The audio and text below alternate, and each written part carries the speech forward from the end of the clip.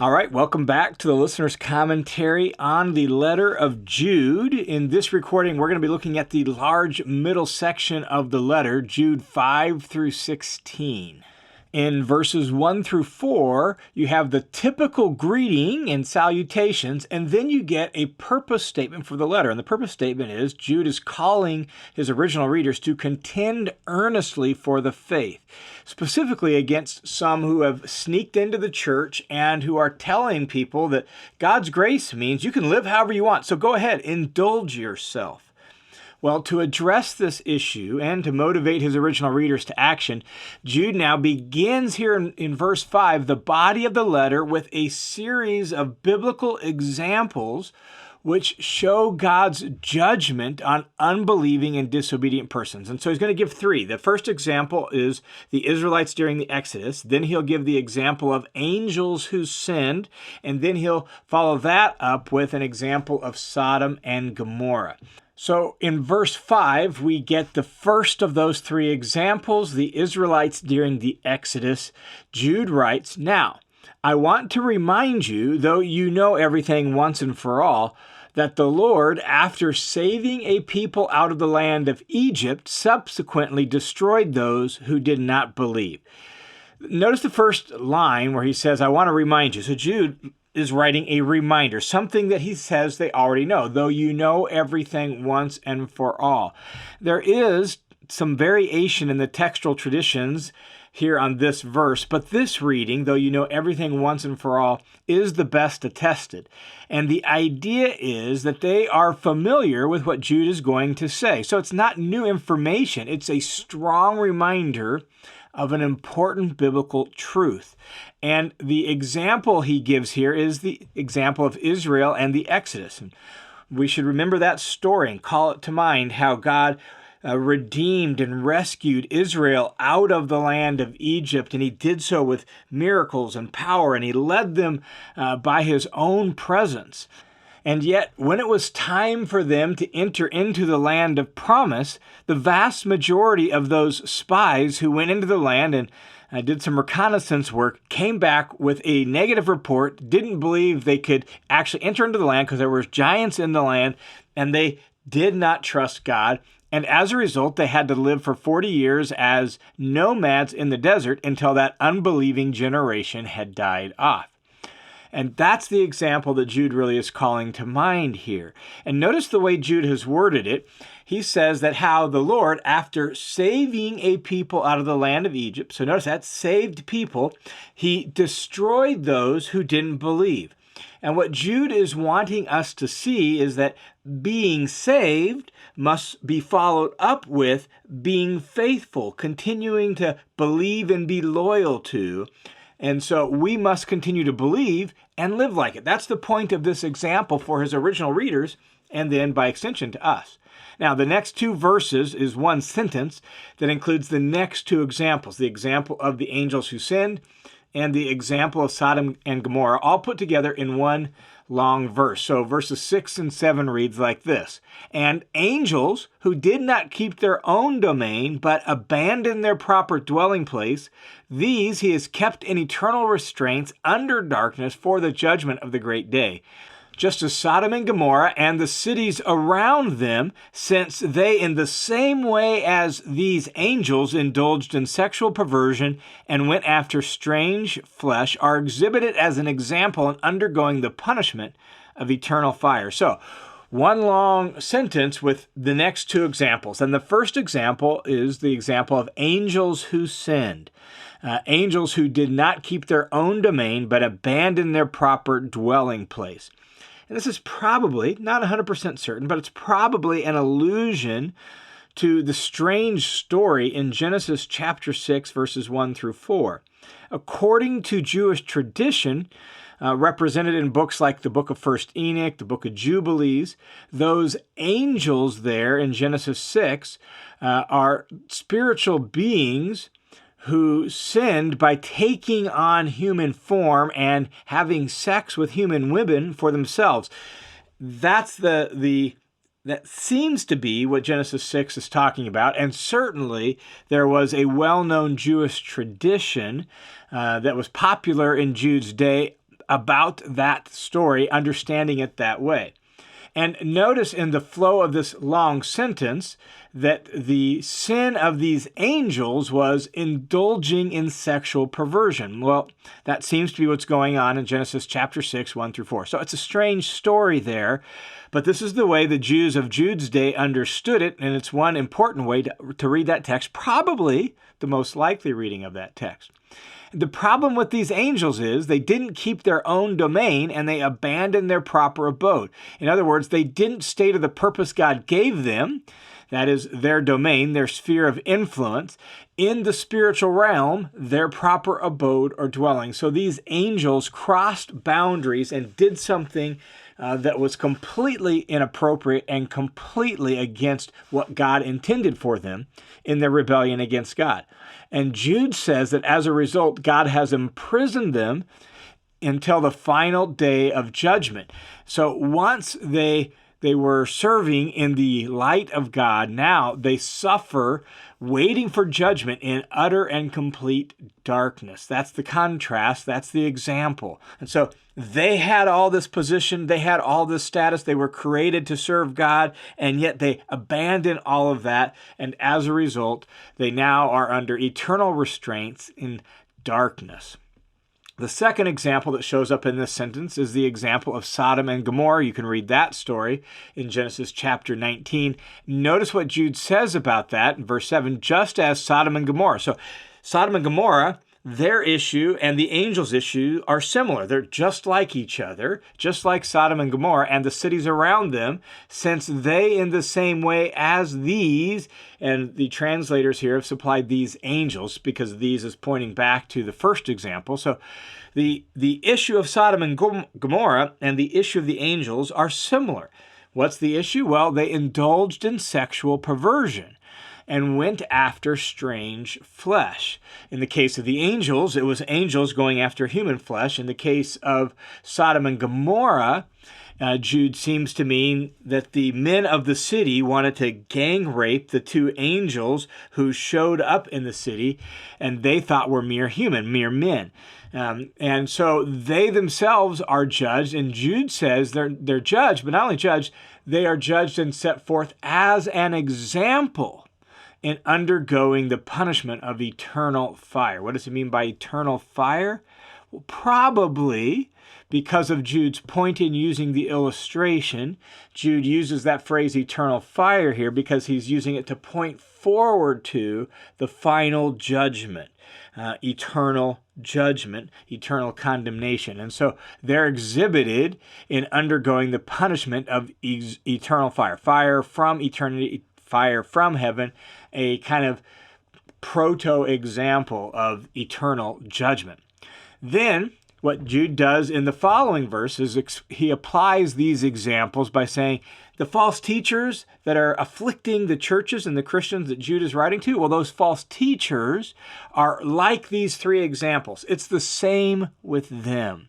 And so Jude writes in verse 8, yet in the same way, these people are the false teachers, the ones that are stirring up trouble for Jude's original readers. So in the same way, like these examples, these false teachers, these people also, dreaming, defile the flesh, reject authority, and speak abusively of angelic majesties. And so Jude lists off three sins, or three charges, if you will, against the false teachers that are troubling his churches. The first is they defile the flesh. This is sinful lust, most likely referring to illicit sexual activity, but it could just be broader than that.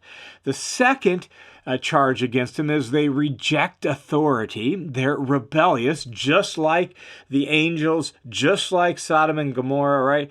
Just like the people during the Exodus, they reject authority. They're rebellious. The word for authority here is actually a little unique. It's actually a variation of the word for Lord, and hence they reject lordship. That's the idea of this word authority. So the question then becomes, well, whose lordship? Could be the church authority, right? Church lordship. Could be civic authority, civic lordship. But probably best, in view of what Jude has already said, is it's Jesus' lordship. He's the Lord. And Jude has said that these false teachers, by turning the grace of God into sensuality, deny the master, deny Jesus. And so that's probably the idea here. They reject Jesus' lordship, and they refuse to submit to him as king and Lord. And then the third accusation here against them is that they speak abusively of angelic majesties. Just as in 2 Peter, the word translated angelic majesties literally is glories, which likely refers to high-ranking spiritual beings. In fact, the following verse, verse 9, where Jude gives an example of this sort of thing, well, it seems to be an illustration of high-ranking spiritual beings. So they speak against high-ranking spiritual beings, and the word translated speak against or speak abusively of is literally blasphemous, blasphemy. And that word's going to show up several times in the next few verses. It's going to hold this whole little mini section together here in verses 8 and 9. And so they blaspheme high-ranking spiritual beings. And what drives all of this, according to the sentence here in verse 8, is dreaming. Well, what does Jude mean by dreaming? Well, the only other place this particular word that's translated dreaming here is used in the New Testament is Acts chapter 2. And there in Acts 2, it refers to prophetic dreams. In the Septuagint, the Greek translation of the Old Testament, it uses the same word to describe false prophets who claim to see dreams.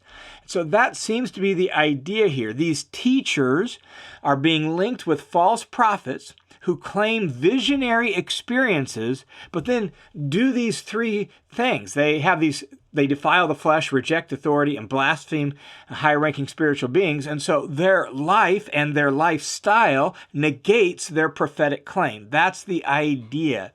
And so they claim to see dreams and have spiritual experiences and have visions from God, but then just watch the way they live, and their life negates that claim. Then James continues his thought in verse 9 about blaspheming spiritual beings. He continues that thought by giving an example that shows these people are arrogant in doing that. The example is the example of Michael and the devil and the body of Moses. It's a strange example, but let's read it and then we'll talk about what James is getting at. He says, "But Michael, the archangel," notice that, ruling angel, high-ranking spiritual angel, "but Michael the archangel, when he disputed with the devil and argued about the body of Moses, did not dare pronounce against him an abusive judgment, but said, 'The Lord rebuke you.'" Michael is one of the archangels mentioned in the Bible. Daniel chapter 12, verse 1 pictures him as a special guardian angel guarding the nation of Israel. And this particular illustration that Jude uses here doesn't come from the Old Testament. It comes from an ancient Jewish source that was popular in Jude's day, sort of like an extra spiritual book, a theology book, or another devotional type book. It was called the Assumption of Moses. And in the story recorded in the Assumption of Moses, Satan, the devil, attempted to lay claim to Moses' body because Moses had killed the Egyptian, and obviously, therefore, Moses was a murderer, so the devil should get claim to his body. Jude doesn't get lost in the weeds of the story as it's told in that popular Jewish book. Rather, he uses the story to illustrate how arrogant and irreverent the false teachers are. And the way Jude does that is he makes this point that Michael, the archangel, a ruling angel, a high-ranking angel, not even Michael rebuked the devil. Instead, he called upon the Lord to do it. And so if an archangel like Michael won't rebuke the devil, surely these people, these false teachers, shouldn't be blaspheming high-ranking spiritual beings, as Jude accused them of in verse 8. So James then goes on to say that these people, these false teachers, disparage things or blaspheme things that they don't even really understand. So verse 10 says, "But these people," that is, the false teachers, "disparage all the things they do not understand, and All the things that they know by instinct, like unreasoning animals, by these things they are destroyed. So these people, in contrast to Michael, these people, and though they claim so much for themselves, they claim to have spiritual dreams and all of that. They claim to be so spiritual, really understand things more than what these people that Jude is writing to understand. Jude said, though they claim all this, they actually don't understand the things that they disparage. And that word disparage is from blasphemos again, the word blasphemy. Verse 8 used that word, verse 9 used that word, and here uses that word. And interestingly enough, each time it's translated differently, which just is a little frustrating because it doesn't help us see the connection of thought through these three verses, 8, 9, and 10. Verse 8, the verb is translated speak abusively. Verse 9, it's a noun or an adjective, and it's translated as abusive. And then here, it's a verb, and really it just restates the problem noted in verse 8, but it's translated disparage instead of speak abusively or blaspheme. It's all the same idea. These people claim to know so much and to be so spiritual, but they speak against things that they don't really understand.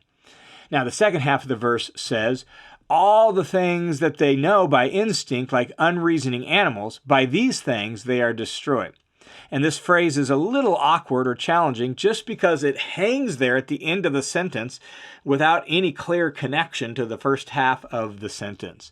But what it's getting at is that the only things these people really know, they claim so much, they claim to know so much, right? They claim to have dreams and all of that, but the only things they really know are their base instincts, probably meaning their physical appetites. That's all they really know are their physical appetites. That's what really drives them. And it's those very things that ruin them. So they claim to be spiritual and know so much about spiritual things, but really all they know are their animal-like instincts. From here, then, Jude gives a series of examples and word pictures to illustrate just how destructive these false teachers really are. First, he quickly rattles off 3 Old Testament examples of what they're like. Look at verse 11. He says, "Woe to them, for they've gone the way of Cain, and for pay they have given themselves up to the error of Balaam and perished in the rebellion of Korah." And so Jude just quickly rattles off these 3 Old Testament examples. So the first one is the example of Cain. You can read that in Genesis chapter 4. Cain, in his selfishness and pride, murdered his brother. In fact, an ancient Jewish Targum, that is a commentary on Cain, describes Cain as saying, there's no judgment, there's no world to come, there's no reward for being righteous, so I'm going to live however I want. And Jude seems to believe that's what really lies behind a lot of these false ideas from these false teachers. So the example of Cain. The next one he rattles off is the error of Balaam. And you can read Balaam's story in Numbers 22 through 24 and Numbers 31. You got to get Numbers 31 in order to understand what really is the problem of Balaam. And the problem is, notice, for pay. That is, in order to get money, Balaam did what he did, and so do these false teachers. And that story of Balaam is interesting because he was paid to curse Israel by a king who was opposed to Israel. And Balaam wanted the money, so he took the money and he's going to curse Israel. But God wouldn't let him curse Israel. And so Balaam kept blessing Israel instead. Finally, this is where chapter 31 comes in, Balaam gave Balak, the opposing king, some advice. And he said, here's what you should do. And he had the Midianite women seduce the men of Israel, which led to all sorts of infidelity and disaster. Here's the way Numbers 31 puts it in verse 16. They were the ones who followed Balaam's advice and enticed the Israelites to be unfaithful to the Lord in the Peor incident, so that a plague struck the Lord's people. So the error of Balaam is harming God's people for the sake of money, and Jude is saying that's exactly what the false teachers are doing. And then the third example that Jude gives is Korah. And you could read this account in Numbers chapter 16.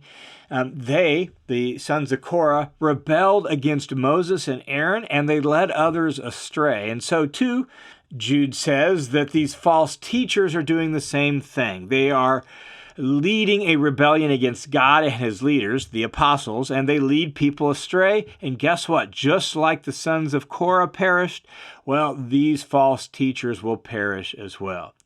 Then Jude gives a series of word pictures that describe how dangerous and useless their teaching and their way of life is.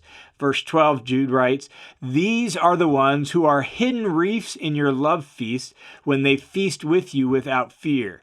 Hidden reefs were a sailor's nightmare, right? Like you couldn't see these reefs. All of a sudden, now your ship is stuck in this reef, and now your ship is being battered by the waves and being destroyed.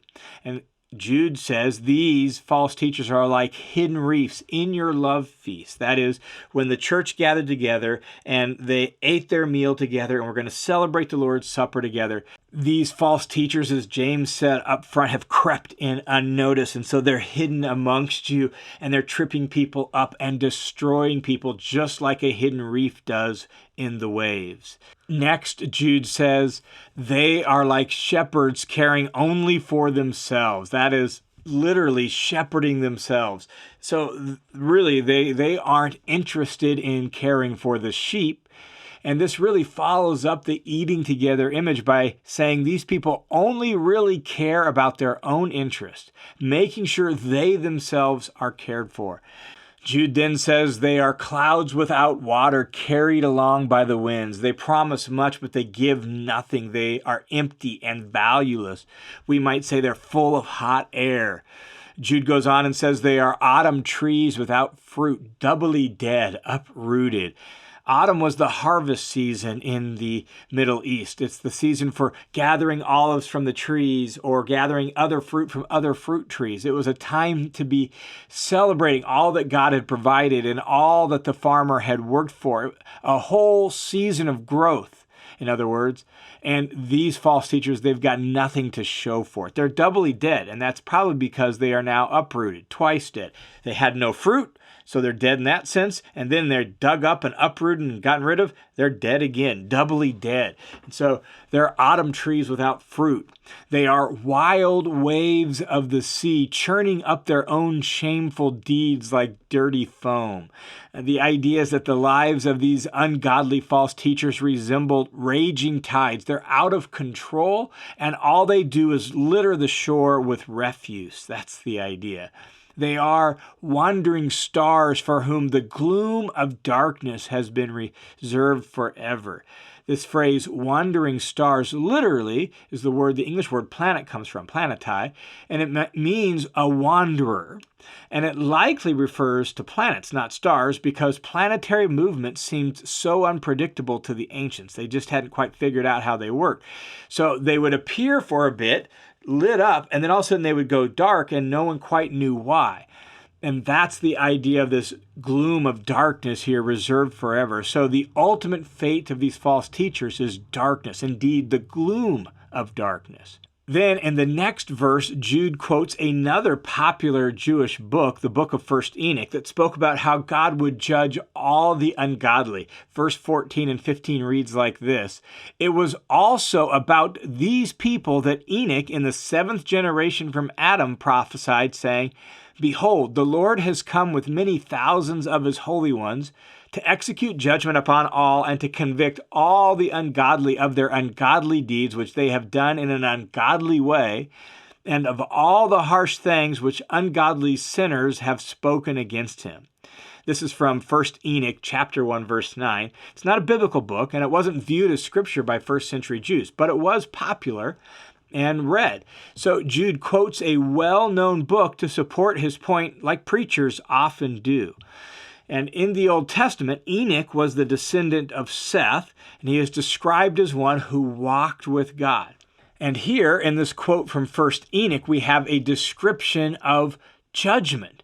Notice how the Lord comes with many thousands of his holy ones. In other words, it refers to angels that join God when he comes to judge the world.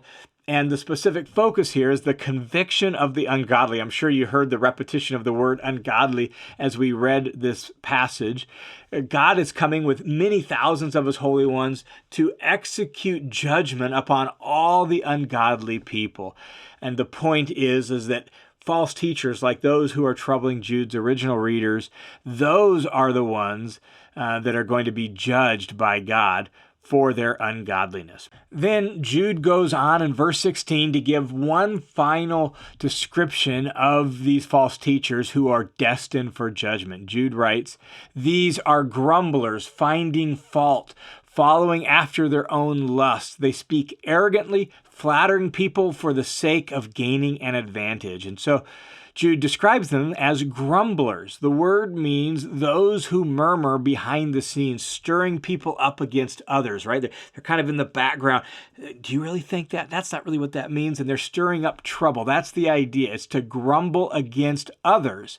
In the Septuagint, it's used of the Israelites in the wilderness during the Exodus who grumble against God and who grumble against Moses. So these are grumblers. They're murmurers, stirring up dissension and trouble in the background, finding fault, Jude says, and that seems to mean that they are never satisfied. They are never happy. In Greek literature, this particular word refers to some who always find something to complain about. They don't like what they have. When they get it, they complain about something else, right? They're always dissatisfied. That's the idea of finding fault. So you get people, this picture of people murmuring in the background, never satisfied, always stirring up trouble, always complaining.